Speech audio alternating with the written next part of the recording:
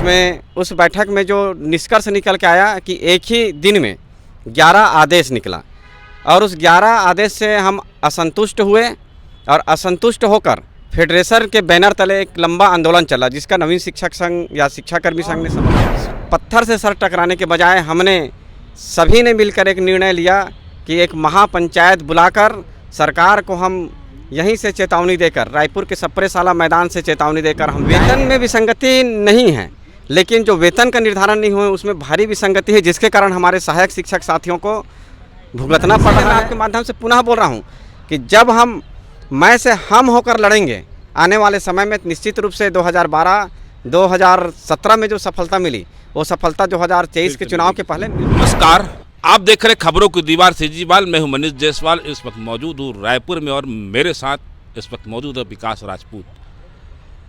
शिक्षाकर्मी से शिक्षक बनने की कहानी में शिक्षक संघ के लीडरशिप के रूप में विकास राजपूत एक अपने आप में जाना पहचाना नाम है। बहुत सरल और सज्जन व्यक्ति के रूप में इन्हें जाना जाता है। संविलियन आंदोलन के दौरान एक बहुत महत्वपूर्ण मांग थी शिक्षकों की स्थानांतरण नीति को लेकर विकास राजपूत शुरू से ही अपनी एक मांग को उठाते रहे हैं और जिसका समर्थन सभी संगठन के लोग करते रहे। मोर्चा की आंदोलन के दौरान याद है मुझे कि इनकी 9 सूत्री मांगों में एक प्रमुख मांग थी शिक्षाकर्मियों का स्थानांतरण। तो ऐसे कई मुद्दे हैं जिसे लेकर हमेशा शिक्षकों की मांग उठाते रहते हैं विकास राजपूत। शिक्षक नेता चंद्रदेव राय के साथी भी रहे हैं, साथ में दोनों ने संविलियन के बाद आंदोलन भी किया है। आइए आज इनसे चर्चा करते हैं कि शिक्षाकर्मी से शिक्षक बनने के सफ़र में ये किस किस मोड़ से गुजरे और कैसे कैसे गुजरे हैं। सर, आपका स्वागत है सीजीवाल में। धन्यवाद जायसवाल सर जी। सर, शिक्षाकर्मी से शिक्षक बनने के सफ़र में आप कैसे आए, किन किन पड़ावों को पार किया, आपकी नियुक्ति कब से शुरू हुई सर? मेरी नियुक्ति सन 2008 अक्टूबर की है और इस बीच शिक्षाकर्मी आंदोलन मेरे नियुक्ति के 3-4 महीने बाद ही शुरू हुआ। और जो आंदोलन शुरू हुआ वो आंदोलन अचानक जब बीच में समाप्त हुआ, हमारी परीक्षा अवधि भी समाप्त नहीं हुई थी, 4-5 महीने की नौकरी थी, उसके बाद भी हम अंत तक डटे रहे। लेकिन बाद में विचार आया कि ऐसी अचानक आंदोलन समाप्त होने पर कहीं ना कहीं हमें उसका हानि उठाना पड़ता है। तो हमने अपने साथियों से चर्चा करके लगातार सबको संगठित करने का प्रयास किया और 2008 में नियुक्त जितने शिक्षक साथी थे उनको साथ में लेकर नवीन शिक्षाकर्मी संघ का निर्माण किया। और उसके बाद 2011 में संगठन का निर्माण या पंजीयन हुआ और पंजीयन होने के बाद हमने अपने एक विज़न रखा कि शिक्षाकर्मियों का शिक्षा विभाग में संविलियन होना चाहिए। लेकिन उस समय की परिस्थिति, हम एक कम वेतन में नौकरी में आए थे, शिक्षाकर्मी बने थे, तो कहीं ना कहीं 6वां वेतनमान जो महत्वपूर्ण मांग था उस मांग को हमने एक सामने रखा और सामने रखकर लगातार शासन के समक्ष ज्ञापन, आंदोलन के माध्यम से, धरना प्रदर्शन के माध्यम से ध्यानाकर्षण करते रहा। इस बीच 2011 में हमारे संगठन तैयार हुआ। उसी समय एक बड़ा आंदोलन फेडरेशन, जिसमें भाई वीरेंद्र दुबे जी, केदार जैन जी के नेतृत्व में आंदोलन प्रारंभ हुआ। और हम मांगों को लेकर शुरू हुआ था सर वो आंदोलन? वो आंदोलन तो मांग तो 6वां वेतनमान ही था, लेकिन कई सूत्री मांग होने के कारण राज्य शासन से हमारी नवीन शिक्षाकर्मी संघ, शालेय शिक्षाकर्मी संघ, संयुक्त शिक्षाकर्मी संघ और आपके शिक्षाकर्मी संघ, जिसके भाई संजय शर्मा जी अध्यक्ष हैं, उनके साथ राज्य सरकार के अधिकारियों और मंत्रियों की बैठक हुई जी। उसमें उस बैठक में जो निष्कर्ष निकल के आया कि एक ही दिन में 11 आदेश निकला और उस 11 आदेश से हम असंतुष्ट हुए और असंतुष्ट होकर फेडरेशन के बैनर तले एक लंबा आंदोलन चला, जिसका नवीन शिक्षक संघ या शिक्षाकर्मी संघ ने समर्थन किया। और उस आंदोलन में मैं स्वयं जेल में था। जेल से आने के बाद आंदोलन समाप्त हुआ। और कितने दिन की जेल में थे सर आप? मैं 2 दिन से गरियाबंद जेल में बंद था और वहाँ से आने के बाद मैं निलंबित भी रहा। उस समय मेरा परीक्षा अवधि समाप्त नहीं हुआ था, लेकिन हम अपने अधिकार के लिए, अपने हक के लिए हम संघर्ष करते रहे। इस बीच 6वां वेतनमान को लेकर जो हमने संगठन का नींव तैयार किया था उसको लेकर आगे बढ़े और पूरे शिक्षाकर्मी संगठन जो विभिन्न संगठनों में बटे हुए थे उनको एकजुट करने का प्रयास किया। इसमें हमें भाई संजय शर्मा जी का साथ मिला और हम दोनों ने जगदलपुर, सरगुजा, रायगढ़, दुर्ग ऐसे जगहों में जाकर शिक्षा कर्मियों का एक सभा लिया, बैठक लिया बृहद रूप से। और उसका नतीजा ये रहा कि कुछ दिनों बाद हमारे साथ भाई केदार जैन जी, भाई वीरेंद्र दुबे जी, नौरंग जी, बनर्जी जी, आकाश मोहन झा, ऐसे 8 संगठन ने मिलकर 6वें वेतनमान के लिए संघर्ष प्रारंभ किया और उसका 38 दिनों का एक लंबा आंदोलन चला और उस आंदोलन के बाद पुनरीक्षित वेतनमान का फैसला हुआ। के समय रमन सिंह जी आप लोग के स्टेज में आए थे कि कोई दूसरा आंदोलन था उस समय? नहीं, उस समय आदरणीय रमन सिंह जी जब मुख्यमंत्री नहीं थे। अच्छा। 2003 में जब हम सर्विस नहीं लगे थे तो हमारे जो वरिष्ठ साथी थे भाई संजय शर्मा जी, केदार जैन जी, वीरेंद्र दुबे जी बताते थे कि हमारे मंच पर आकर उन्होंने 1 घंटे में सम्मेलन करने का वादा किया था। लेकिन 2012 के आंदोलन, मुख्यमंत्री बनने के पहले अजीत जोगी की सरकार के समय, हाँ, अजीत जोगी जी, माननीय अजीत जोगी जी के सरकार के समय आए थे। जब मुख्यमंत्री बने तो हमारी मांग के लगातार उन्होंने अनदेखा किया। 1 घंटे के वादा को पूरा करने के लिए उनको कई सालों, लगभग 15 साल से गुजरना पड़ा। लेकिन 2012 का एक बृहद आंदोलन रहा जिसमें हम लोग भाई संजय शर्मा जी, केदार जैन जी, मैं स्वयं विकास राजपूत, वीरेंद्र दुबे जी, चंद्रदेव राय, कृष्ण कुमार नौरंग, रंजीत बनर्जी, आकाश मोहन झा और हमारे और अन्य साथी, इन्होंने एक बड़ा आंदोलन खड़ा किया। और आंदोलन के बाद हमको जब लगा कि सरकार हमारी बात को नहीं मान रहे हैं, हमारे बच्चे हमारा इंतज़ार कर रहे हैं स्कूल में, और पत्थर से सर टकराने के बजाय हमने सभी ने मिलकर एक निर्णय लिया कि एक महापंचायत बुलाकर सरकार को हम यहीं से चेतावनी देकर, रायपुर के सप्रेशाला मैदान से चेतावनी देकर हम जाएंगे, सरकार से चर्चा नहीं करेंगे। और शून्य में हम छात्र हित में अपना आंदोलन वापस लिया और सरकार को एक मैसेज दिए कि आज के बाद से आपसे हमारी चर्चा बंद, और हमारी जो मांग है 6वां वेतनमान उसको आपको पूर्ण करना या नहीं करना आपके अधिकार क्षेत्र में है, नहीं तो हम शिक्षाकर्मी अपना निर्णय चुनाव के समय करेंगे। और इसका असर भी हुआ, पुनरीक्षित वेतनमान लागू हुआ, कम वेतन से हम अच्छे वेतन में पहुँचे। और उसके बाद 2012 के आंदोलन के बाद लगातार हम सक्रिय रहे और वर्ष बंधन, जो आज वर्ष बंधन की बात करते हैं, वर्ष बंधन हटाने के लिए और पूर्व सेवा अवधि की गणना, जो आज एक महत्वपूर्ण मांग है, आज सबको समझ आ रहा है। हम 2012 से इसी मांग को करते आ रहे हैं। इस मांग को आप 2012 से कर रहे हैं कि बस बंधन हटाइए, नियुक्ति तिथि से गणना करिए? बिल्कुल, प्रदेश का एकमात्र संगठन नवीन शिक्षक संघ या नवीन शिक्षक कर्मी संघ ही था जो पूर्व सेवा अवधि की गणना करके प्रथम नियुक्ति तिथि से वेतनमान का निर्धारण और साथ ही साथ वर्ष बंधन, जो 8 साल का बंधन था, उसे हटाने के लिए लगातार संघर्षरत रहा। और उस मांग को शायद मेरे बहुत सारे साथियों को समझ नहीं आया था, इसलिए उस मांग को नहीं करने के बजाय अन्य मांगों को लेकर विभिन्न 10 सूत्री 20 सूत्री मांग को लेकर उतरते थे। लेकिन हम या हमारे नवीन शिक्षाकर्मी संघ के जितने पदाधिकारी सदस्य थे, उनका एक ही राय था कि हम अपने मांग पर डटे रहें, अड़े रहें और निश्चित रूप से उसका सफलता मिलेगा। हमने पूर्व सेवा अवधि की गणना की मांग समयमान वेतनमान के आधार पर, जो शिक्षाकर्मी रहते हुए सहायक शिक्षक को 5000 वेतन मिला था, उसके आधार पर 7वें साल के बाद 8वें साल जो वेतन निर्धारण होना था उसमें 9300-4200 की मांग को प्रमुखता से रखा।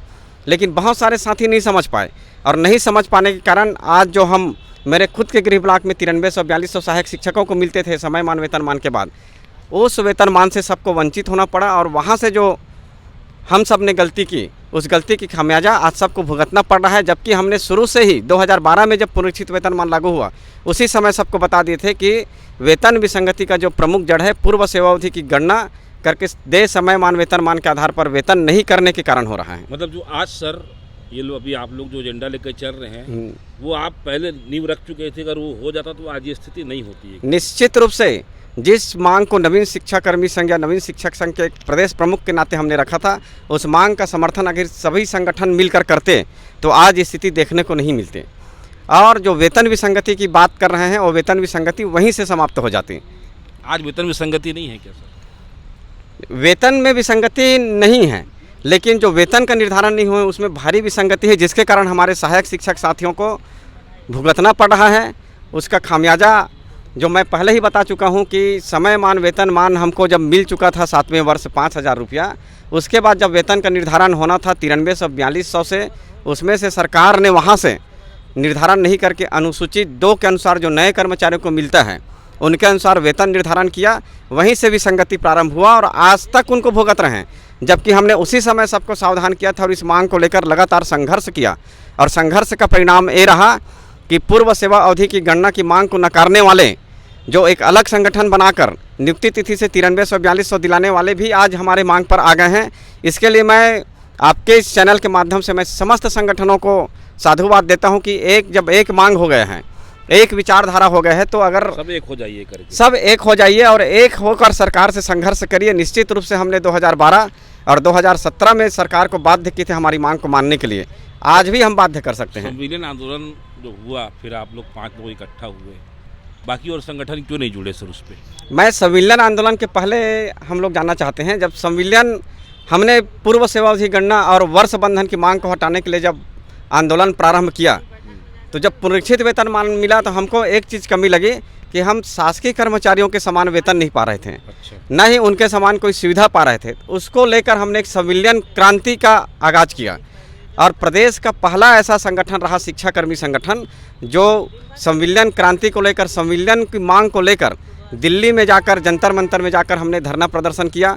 और उसी समय जब नवीन शिक्षाकर्मी संघ ने दिल्ली जाकर धरना प्रदर्शन करने का ऐलान किया, तो यहाँ हमारे भाई संजय शर्मा जी जो शिक्षाकर्मी संघ के अध्यक्ष होते थे, उन्होंने हमारा समर्थन किया और पूरे छत्तीसगढ़ में हम दिल्ली में बैठे हुए थे 5 सितंबर 2017 को और शिक्षक दिवस के दिन, और उसी दिन भाई संजय शर्मा जी हमारे समर्थन में पूरे छत्तीसगढ़ में पूरे ज़िले में धरना प्रदर्शन कर रहे थे। और वहीं हमने दिल्ली से ऐलान किया था कि हम आज संविलियन की मांग को लेकर दिल्ली आए हैं और प्रदेश में, छत्तीसगढ़ में जाकर सभी शिक्षाकर्मियों और शिक्षाकर्मी संगठन को एक कर 2017 और 18 में एक ऐसा संघर्ष करेंगे जो हमारे जीवन के लिए शासकीकरण का रास्ता रहा। मतलब आज बहुत से लोगों को ये नहीं मालूम है कि संविलियन क्रांति की शुरुआत हुई कहाँ से थी करके। नहीं, मालूम तो सब है, जितने भी शिक्षाकर्मी हैं या जो आज शिक्षा के एलवी संवर्ग बन गए हैं उनको सबको पता है कि संविलियन क्रांति के जनक नवीन शिक्षाकर्मी संघ है। और हमने एक मांग को लेकर पूरे प्रदेश के शिक्षाकर्मियों को एकजुट किया और 2017 को इसी रायपुर के धरा में जब रमन सिंह आदरणीय मुख्यमंत्री जी थे, उन्होंने हमको रायपुर की ज़मीन में बैठने के लिए जगह नहीं दिया, तो हमने गोरिल्ला वार शुरू किया और हजारों की संख्या में पूरे छत्तीसगढ़ में नाकाबंदी कर दिए थे। उसके बाद भी गोरिल्ला वार क्या था सर, जरा बताइए।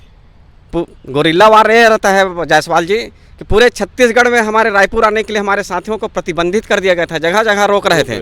उसके बाद भी अभी रोक रहे हैं, हाँ जैसे अभी उसी प्रकार से यहाँ उसके बाद भी रायपुर में 50,000 हमारे साथी आ गए थे। और जब रायपुर में पहुँचने के बाद भारी पुलिस पहरा के बाद हमारे शीर्ष नेतृत्व को जेल के अंदर डालने के बाद भी 50,000 साथी रायपुर में थे और उसके बाद भी उनको यहाँ रायपुर में बैठने के लिए जगह नहीं दे रहे थे। फिर भी हमने आंदोलन संचालित किया, सफल आंदोलन संचालित किया। और हमारे 2 साथी इस बीच अंदर भी हो गए थे, भाई केदार जैन जी और वीरेंद्र दुबे जी, लेकिन वो अंदर हुए, लेकिन बाहर रखकर हमने आंदोलन मजबूती से, संजय शर्मा जी, चंद्रदेव राय जी और मैं स्वयं आंदोलन को मजबूती से संभाल कर रखा, थाम को रखा। बागडोर हमारे हाथ में था। सरकार उस समय हड़बड़ा गई थी कि 50,000 शिक्षाकर्मी जो रायपुर में पहुंच चुके उसको खदेड़े कैसे। लेकिन शिक्षाकर्मी एक ऐसा शासकीय, एक ऐसा कर्मचारी वर्ग है जो अपने अधिकार और हक के लिए जागरूक थे और उन्होंने रायपुर छोड़ना मुनासिब नहीं समझा, जेल जाना कबूल किया, पुलिस के डंडा खाना कबूल किया, लेकिन अपने अधिकार या हक की लड़ाई से दूर जाना मंजूर नहीं किया। जिसका परिणाम ये रहा कि हम रायपुर में डटे रहे। उसके बाद बहुत सारे महिलाओं को, दूध मुहे बच्चे के माओं को जो शिक्षाकर्मी थे उनको जेल में डाल दिया गया। उनके शोषण जो रहा है, चाहे ये सरकार पराकाष्ठा थी, शोषण की पराकाष्ठा थी। दूध मुहे बच्चे के माँ को जेल में अंदर में डाला गया।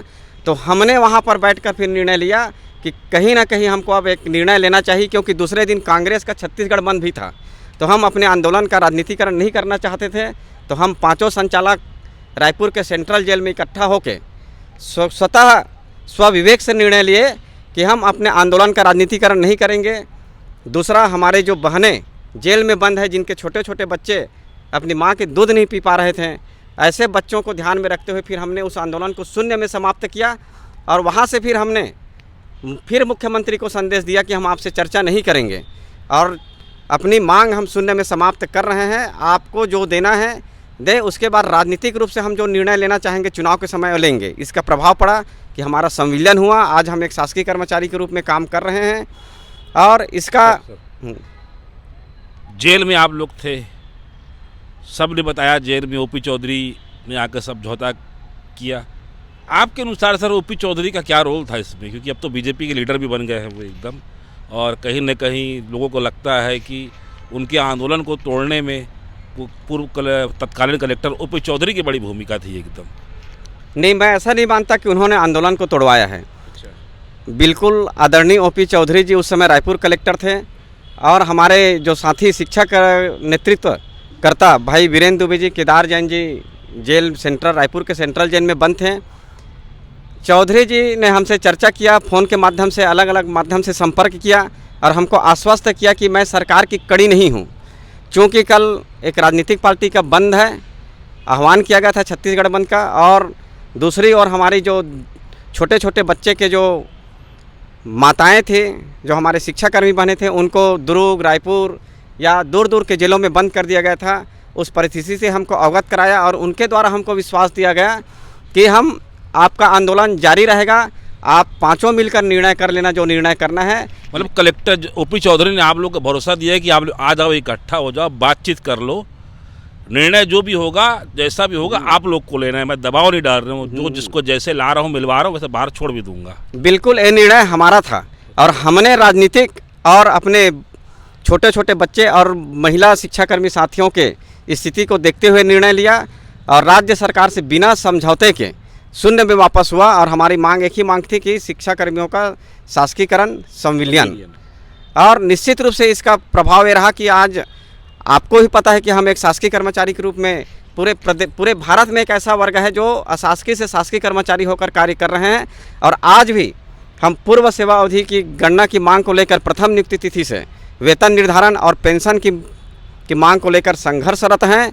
और निश्चित रूप से मैं आपके इस चैनल के माध्यम से एक घोषणा भी कर रहा हूं कि जब तक से राज्य सरकार पूर्व सेवा अवधि की घोषणा नहीं करते हैं और वेतन और पेंशन का निर्धारण करने के वचन नहीं देते हैं, तब तक हम ओपीएस या एनपीएस का चयन करने की स्थिति में अभी सोचे नहीं हैं। निश्चित रूप से अगर इसमें सरकार, जैसे अभी आपके माध्यम से पता चला कि हमारे साथी जैन जी मुख्यमंत्री जी से मिलकर आ रहे हैं और उनके द्वारा विश्वास दिलाया गया है, तो निश्चित रूप से अगर मुख्यमंत्री जी एक संवेदनशील निर्णय करते हैं जी। और पेंशन को प्रथम नियुक्ति तिथि से पेंशन और वेतन का निर्धारण करने की बात करते हैं, तो अभी भी लगता नहीं है कि सर आपको, आप लोग का नियुक्ति 1998 से होता है, 2012 से आप लोग का एनपीएस कटना शुरू होता है, 2018 में आप लोग का संविलियन होता है, 2023 से आप लोग का पुरानी पेंशन लगता है। ये जो गोल गोल पैच फंसा हुआ है सर, इसको लेके सभी संघ संगठन एक क्यों नहीं हो रहे? आखिर की एक रास्ता निकाला जाए बीच का कि आप भी थोड़ा आगे बढ़ो, सरकार भी थोड़ा आगे बढ़े। इसको लेके आप लोग की आपस में क्या रणनीति है? नहीं, आपके क्या विचार हैं? आप अभी जो बात बोले उस बात का जवाब आप ही के पास है। आपको पता है कि हमारे द्वारा जब प्रयास किया गया और आज एक पूर्व सेवा अवधि गणना शिक्षक मोर्चा का निर्माण हो चुका है, जो एक मतलब सरकार बीच का रास्ता निकालेगी तब? निश्चित रूप से निकालेगी। अगर हम सब एकजुट होकर संघर्ष करेंगे, तो एकजुट होकर अगर संघर्ष करेंगे तो हम सरकार को बाध्य भी कर सकते हैं। और मुझे पूरा विश्वास है कि अभी भी हमारे पास समय है। हम जून और जुलाई के बीच एक अगर आने वाले बजट सत्र में पूर्व सेवा अवधि की गणना करके प्रथम नियुक्ति तिथि से वेतन और पेंशन का निर्धारण नहीं करते हैं, तो आने वाले सब सत्र में जब स्कूल प्रारंभ होगा तो 15 जून से 1 जुलाई के बीच में एक ऐसा, अभी आप लोग छोड़ दिए हैं परीक्षा के लिए? नहीं, निश्चित रूप से परीक्षा का समय है, बच्चे हमारे हैं और हम अपने बच्चों का भविष्य, जिस प्रकार से एक माँ बाप अपने बच्चे का भविष्य के प्रति चिंतित रहता है, वैसे हम एक शिक्षक होने के नाते अपने बच्चे के प्रति उनके माँ बाप से भी ज़्यादा चिंतित रहते हैं। और सरकार को भी 4 महीने टेंशन नहीं है? नहीं, टेंशन तो सरकार को टेंशन वाली बात ही नहीं है। निश्चित रूप से हम इस बीच में विभिन्न प्रकार की गतिविधि करके सरकार तक अपनी मांग पहुंचाते रहेंगे।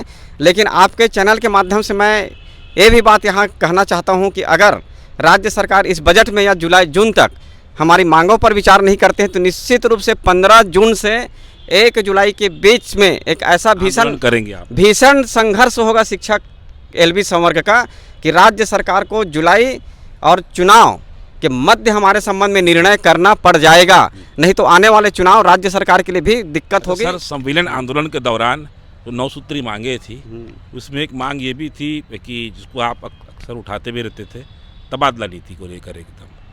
तो तबादला नीति के बारे में बताइए, उस पंचायत विभाग के समय से और अभी के समय की क्या बदलाव हुआ उसमें? और सर, कई लोग का तबादला, शिक्षकों का तबादला, किसी का बस्तर कर दिया गया, किसी को बस्तर से सरगुजा भेज दिया गया। ये लंबा दूरी शिक्षकों का जो ज़बरदस्ती प्रशासनिक तबादला किया गया है, इसको एक एज यूनियन लीडर आप किस नज़रिए से देख रहे हैं?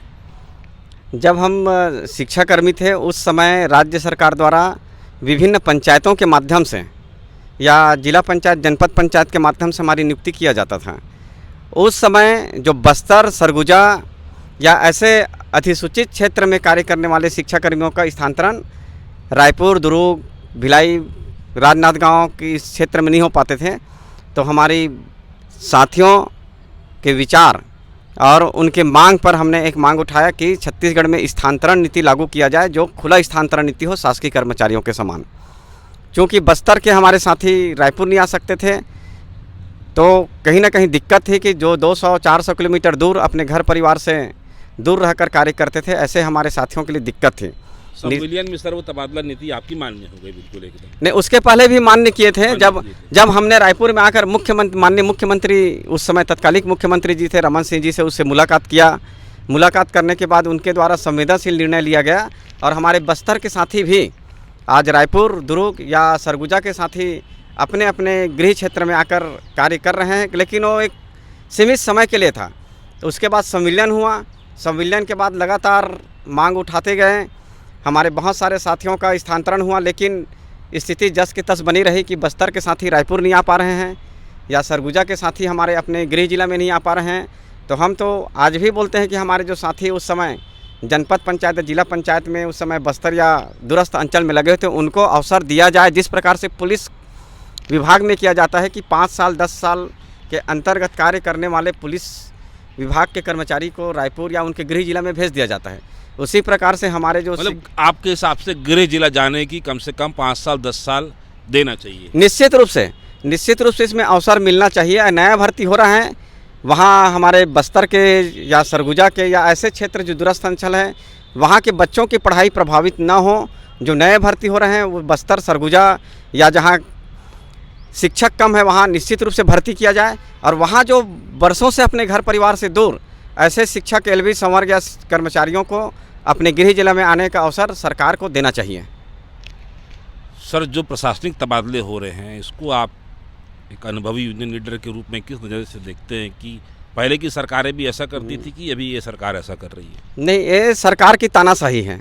सीधा अभी जो सरकारी तंत्र या अधिकारियों की जो तानाशाही चल रही है उसको बंद होना चाहिए। प्रशासनिक स्थानांतरण, जब आप स्थानांतरण ही नहीं कर रहे हैं भाई, कुछ दिन पहले आपको भी पता है कि स्थानांतरण पर बैन लगा था, उसके बाद हज़ारों हमारे साथियों का स्थानांतरण होते गए। कैसे हुआ इसका जवाब पहले दें। और उसके बाद जब आदरणीय मुख्यमंत्री जी ने हम शिक्षा के एलबी संवर्ग की मांग पर सहानुभूतिपूर्वक निर्णय लिए, स्थानांतरण नीति लिया, लागू किया, स्थानांतरण को खोल दिया गया, तो स्वैच्छिक स्थानांतरण तो अच्छी बात है कि हमारे साथी अपने गृह जिला में अपने सुविधा अनुसार वहाँ आ गए। लेकिन उसी के आड़ में हमारे कई ऐसे साथियों को प्रताड़ित कर प्रशासनिक स्थानांतरण के नाम से 200 किलोमीटर 300 किलोमीटर दूर भेजकर प्रताड़ित करने का प्रयास किया गया। आपने सर अपने इतने कार्यकाल में देखा है ऐसा हुआ है करके?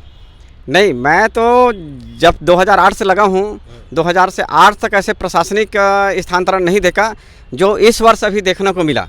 निश्चित रूप से हमारे शिक्षा के एलबी संवर्ग के साथियों के लिए एक पीड़ादायक समय रहा। कहीं सर ऐसा तो नहीं है कि आपको जो साथी स्थानीय राजनीति के शिकार हो रहे हैं? नहीं, शिक्षक कभी भी राजनीतिक पार्टियों के भंवर जाल में नहीं शिकार हो रहे हैं। शिकार हो रहे हैं, लेकिन हमको या हमारे शिक्षक साथी को राजनीति से लेना देना नहीं है। जो भी पार्टी, चाहे कांग्रेस हो, बीजेपी हो या अन्य ऐसे राजनीतिक संगठन जो कर्मचारी हित में बात करेगी, जो शिक्षक हित में बात करेंगे, निश्चित रूप से हम उसके साथ रहेंगे। लेकिन कोई भी कर्मचारी, चाहे किसी भी विभाग के कर्मचारी हो, किसी भी पार्टी से संबंधित नहीं रहते हैं। 2008 से अब तक के सफ़र को आप कैसे देखते हैं सर? 2008 से अब तक का सफ़र हम एक अगर शिक्षाकर्मी और शिक्षा के एलबी संवर्ग के रूप में बताएं तो बहुत संघर्षमय जीवन रहा हमारा।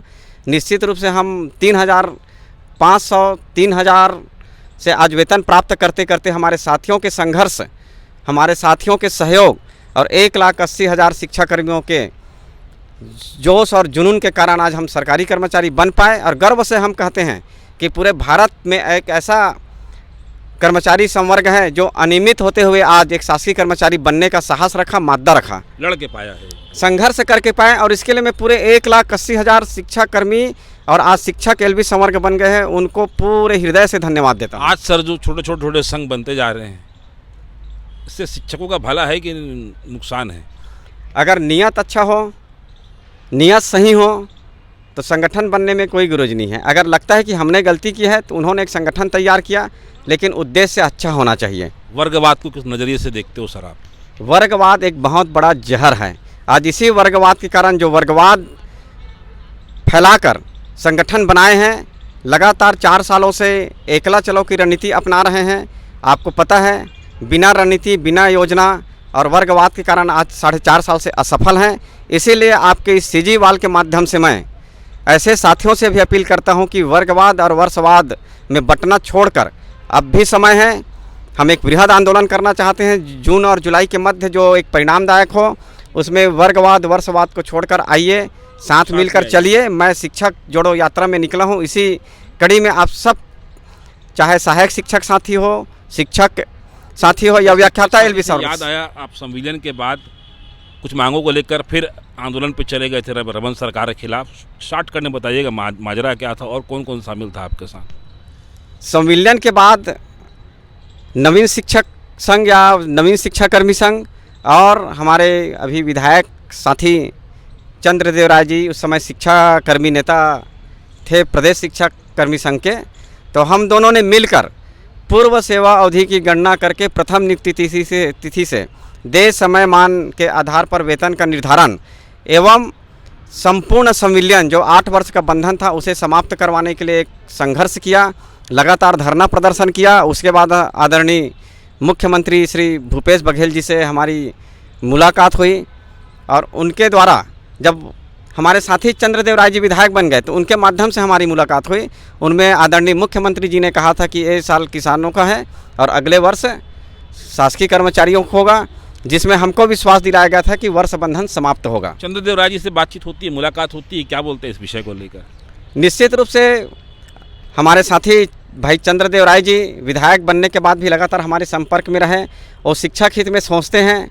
शिक्षक हित में जब भी हमको सहयोग की आवश्यकता पड़ी सहयोग किए हैं, लेकिन वो भी पार्टी से बंधे हुए हैं, एक विधायक हैं। लेकिन जितना सहयोग उनसे करते बन पड़ता है, हम शिक्षाकर्मी साथियों का या शिक्षक एलबी संवर्ग का करने का प्रयास करते हैं। मुझे लगता है पार्टी लाइन क्रॉस नहीं कर पा रहे हैं। हाँ, निश्चित रूप से, चाहे वो संगठन हो या पार्टी हो, एक उससे बढ़कर बंधे तो नहीं कर सकता, लेकिन संगठन से बढ़कर कोई चीज़ नहीं होता है। अगर संगठन का एक उद्देश्य है, एक विज़न है, तो संगठन के साथ बिल्कुल रहना चाहिए।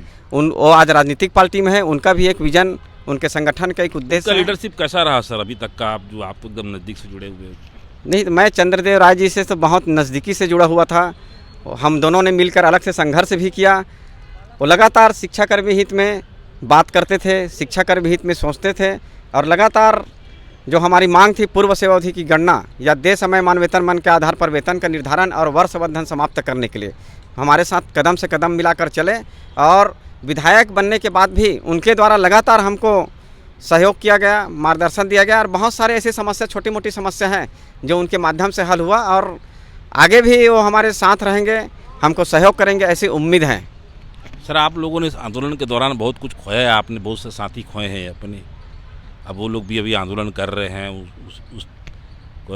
उस सर के बाल कटवा रहे हैं, उनके लिए सर क्या विचार है आपके मन में? निश्चित रूप से बहुत पीड़ादायक है और मैं आपको बता देता हूं भाई जायसवाल जी, जब दिवंगत शिक्षाकर्मियों की बात होती है तो दिवंगत शिक्षाकर्मियों की जो भावभीनी श्रद्धांजलि हो या उनके लिए अधिकार की लड़ाई हो, नवीन शिक्षाकर्मी संघ ने प्रारंभ से किया है। 2012 में जब हमारे जितने साथी शहीद हुए थे उनके लिए हम 9 जनवरी को प्रतिवर्ष एक श्रद्धांजलि सभा रखते हैं। और चाहे वो दीपावली हो, होली हो, 2012 के बाद की बात बता रहा हूँ मैं, संविलियन के पहले की हमने एक संघर्ष प्रारंभ किया। काली दिवाली मनाई, काली होली मनाएं या ऐसे त्योहारों में बीच में हम अनुकंपा नियुक्ति की मांग को लेकर धरना प्रदर्शन करते थे। उस समय हमको किसी का सहयोग नहीं मिलता था, इवन जो आज हमारी बहनें बैठी हुई हैं उनका भी साथ नहीं मिलता था। लेकिन हम नवीन शिक्षाकर्मी संघ के जिम्मेदार प्रदेश अध्यक्ष और हमारे जो पदाधिकारी अपनी जिम्मेदारी निभाते हुए से रायपुर की धरती में आकर बैठते थे और निश्चित रूप से उसका परिणाम में निकला कि पंचायत सचिव के पद पर अनुकंपा नियुक्ति हमारे आंदोलन के कारण सरकार को सृजन करना पड़ा। लेकिन सरकार इस चीज़ को भी, पंचायत सचिव के पद को भी क्यों अनुकंपा नियुक्ति में ख़त्म किया, इस समझ से परे हैं। लेकिन मैं उन बहनों के साथ हमेशा कदम से कदम मिलाकर खड़े हो, साथ में एकदम निश्चित रूप से खड़े हैं और अपनी हर मांग में जब भी हम अधिकारियों से या मंत्रियों से मिलते हैं तो हमारी बहनों की बात को रखते हैं और आगे भी जैसा भी सहयोग बन पड़ेगा हम करते रहेंगे। और माननीय मुख्यमंत्री, अभी जैसे आपके माध्यम से या हमने टीवी चैनलों के माध्यम से पता चला कि हमारी बहनें सिर का मुंडन भी करवा लिए, बहुत ही पीड़ादायक है। इस संबंध में सरकार को सोचना चाहिए और हमारे प्रदेश के संवेदनशील मुख्यमंत्री जी, छत्तीसगढ़िया मुख्यमंत्री जी हैं, छत्तीसगढ़ की बहनें तो भूपेश बघेल तो भरोसा है कि नहीं है सर शिक्षकों को? नहीं, अभी तक तो एक सरकारी कर्मचारी के रूप में बोलूं, जहां तक से समझूं तो ना हमको समय में डीए मिला, ना डीए का एरियस मिला। हमारी बहनें अपनी बाल तक मुंडवा रही हैं। मतलब देंगे, देर से देंगे तो मतलब नहीं है कोई एकदम। देर से देने का कोई मतलब नहीं होता, इसीलिए मैं ये नहीं बोलता कि भूपेश है तो भरोसा है, नहीं बोल सकता। लेकिन हाँ, हमको राज्य सरकार के ऊपर भरोसा करना पड़ेगा। अभी भी समय है, चुनावी वर्ष है, राज्य सरकार को भी सोचना है और हम कर्मचारियों को भी सोचना है कि जो हमारे हित में काम करेगा। निश्चित रूप से कर्मचारी किसी भी पार्टी का विरोधी नहीं है, न किसी पार्टी का। यूनियन लीडर के रूप में सर आप एकदम चर्चित रहे हैं, बिल्कुल एकदम अपनी सरलता के लिए, सज्जनता के लिए। तो सर, और आपका राजनीतिक बैकग्राउंड भी रहा है, पारिवारिक पृष्ठभूमि भी रही है, तो आप राजनीति में कब आओगे सर? नहीं, मैं एक शिक्षाकर्मी नेतृत्व के रूप में राजनीति में है ही है। नहीं, जो सोचते हैं राजनीति में जाने की बिल्कुल सोचे, लेकिन मैं जिस परिवार से आता हूँ, किसान परिवार से हूँ, मध्यम वर्गीय परिवार से हूँ, तो राजनीति में जाने के बारे में सोच नहीं सकता, क्योंकि मैं आर्थिक रूप से उतना संपन्न नहीं हूँ कि राजनीति में जाने के लिए सोचूं। हाँ, आदमी का एक इच्छा रहता है, लेकिन मेरा इच्छा इस राजनीति के दलदल में फंसने का कभी भी नहीं रहा है। शिक्षक बन के कि आप खुश हैं एकदम? नहीं, मैं शिक्षक नेतृत्व भी नहीं करना चाहता। मैं तो सिर्फ ये चाहता हूँ कि मैं अपने अधिकार और अपने हक के लिए इतना हद तक गुजर जाऊँ, इतना हद तक संघर्ष करूँ कि मेरे साथ एक एक कर आदमी जुड़ते रहे, कारवा बनता रहे। और उसी के आधार पर नवीन शिक्षक संघ आज तक किसी भी ऐसे शिक्षाकर्मी या शिक्षा के एलवी संवर्ग को अपील नहीं है कि हमारे साथ आकर जुड़े हुए जो लोग हैं, अब वो आगे बोलते नहीं, आपको फोर्स नहीं करते सर आप राजनीति में जाइए? नहीं, निश्चित रूप से उन सबको मेरी विचारधारा पता है कि राजनीतिक विचारधारा की व्यक्ति नहीं है। मैं जब तक शिक्षक हूँ, जब तक शिक्षक रहूँगा, तब तक न किसी राजनीतिक पार्टी के मैं समर्थक रहूँगा, न ही किसी राजनीतिक पार्टी का विरोध करूँगा। हाँ, विरोध और समर्थन एक ही बात पे रहेगा कि वो कर्मचारी हित में कितना काम करते हैं, कर्मचारी हित को कितना सपोर्ट करते हैं। हाँ, जहाँ तक हमारे साथियों का बात है, तो मैं आपको एक बात अभी बता रहा था कि कोई भी शिक्षक साथी जो हमसे जुड़े हुए हैं, नवीन शिक्षक कर्मी संघ या नवीन शिक्षक संघ से, वो हमारे विचारधारा से जुड़े हुए हैं, हमारे संघर्ष को देखकर जुड़े हुए हैं। और हमको उनके ऊपर गर्व है कि आज उनके सहयोग और साथ के कारण आज हम एक शासकीय कर्मचारी के रूप में, जो एक अपने अधिकार के लड़ने वाला इंसान, अब मैं से हम होकर लड़े और हम होकर लड़े तो सफलता मिला। इसीलिए मैं आपके माध्यम से पुनः बोल रहा हूँ कि जब हम मैं से हम होकर लड़ेंगे, आने वाले समय में निश्चित रूप से 2012-2017 में जो सफलता मिली, वो सफलता 2023 के चुनाव के पहले मिल सकती है। सर, आखिरी सवाल मेरा, आप इतने साल से यूनियन लीडर हैं शिक्षकों के बीच के, घर परिवार को क्या लगता है सर? आप घर परिवार में टाइम नहीं दे पाते हैं, जेल भी गए थे, क्या विचार रखते हैं घर परिवार वाले? आखिरी सवाल सर। ये निश्चित रूप से मैं आपको शुरू से बताया कि मैं एक मध्यम वर्गीय परिवार से हूँ। मेरे जो माता और पिताजी हैं, मुझे शुरू से ही प्रेरित किए हैं कि अपने अधिकार और संघर्ष के लिए लड़ना चाहिए। आप महाराणा प्रताप के वंशज हो, महाराणा प्रताप के रास्ता पर चलना चाहिए और सच्चाई के मार्ग को कभी नहीं छोड़ना चाहिए। और उसी उद्देश्य को लेकर मैं आगे बढ़ा। आज एक शिक्षाकर्मी नेतृत्व के रूप में मैं अपने आप को सफल तो नहीं मानता, लेकिन जो मुद्दा पकड़ के चले हैं उसमें आधा अधूरा सही, लेकिन कम से कम सफल तो हुए हैं, ऐसा भी मान के चलते हैं।